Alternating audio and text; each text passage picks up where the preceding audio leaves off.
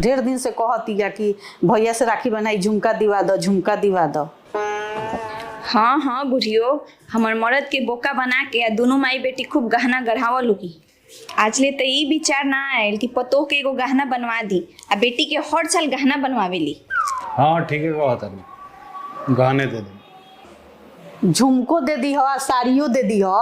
आई तो पहन के जाई तो ओकर ससुराल कहियो सनू कि भाई साड़ियों देले बा, झुमको देले बा। एगो तो बहिन बिया, कौन दूगो चार गो बा?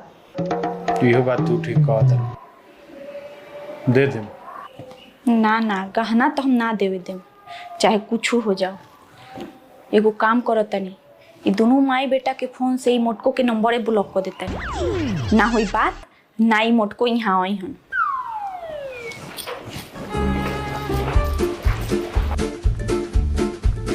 ए जी मोबाइल देता। कहला फोन। अच्छा